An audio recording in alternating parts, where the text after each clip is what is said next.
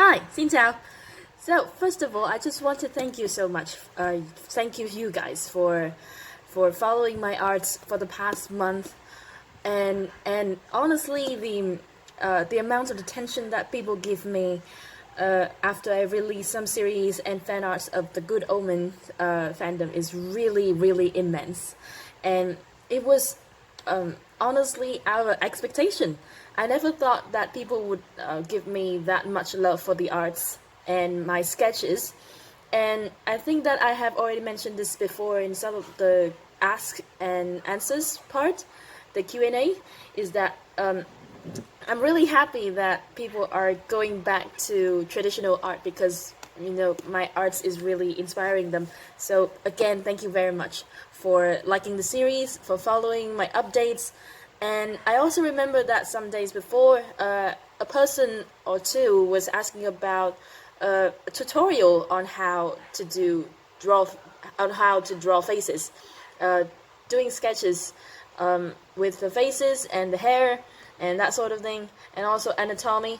So this is going to be the first one because I just started with my first sketch, the first pages of the new sketchbook. I'm sorry.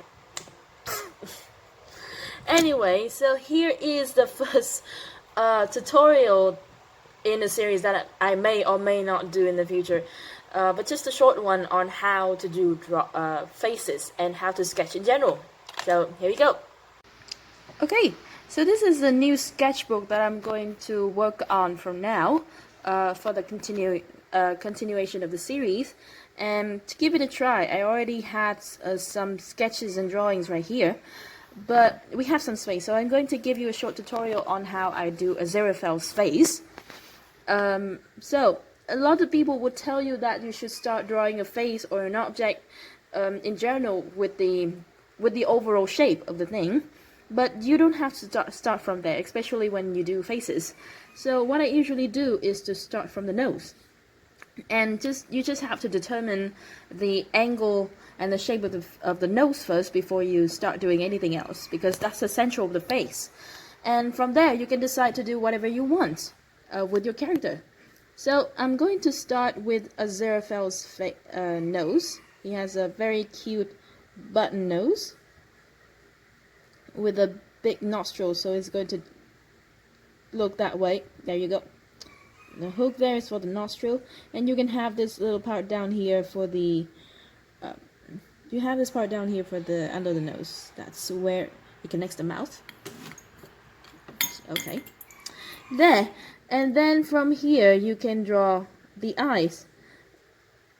Actually, I would usually start with the eyebrows first because that's really shape the basic part of the face. So Aziraphale has eyebrows like this. Yeah, very distinctive arch right there. And then you don't have to color it right away, just leave it there so that you know it's there. Now you can decide to draw the forehead, which is the line of the face now, and it has this shape like this. There you go. We can draw the chin later, so don't worry about that. And then from here you can draw the eyes. So he has a very soft looking eye, so it's going to droop down a little bit like this. And the start of the eye is going to go a bit further. It's not down here, it's back here. And I'm going to start right there. Yes, for the eyelid. And then you go. And you can draw some short streaks just for the bags under the eye, and maybe some wrinkles later. There you go. There. Alright, so that's the eye for Aziraphale. And now from here you can draw the mouth.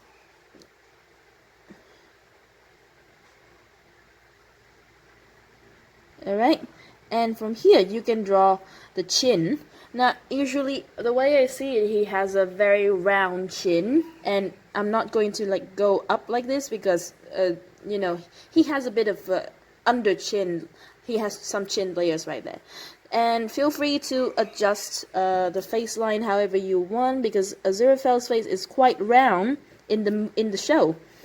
He seemed to have gained some weight, but anyway, lovely. Anyway, so you go from here and had a bit of round shape for the chin, and just go from there. Adjust the line however you want. Add some more muscles on the face here and there, and there you go. That's basically the face.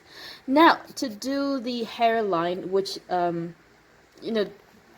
what distinguished him with other people, he has a very distinctive kind of hairstyle. And what I usually do is that I start with this line and goes back here.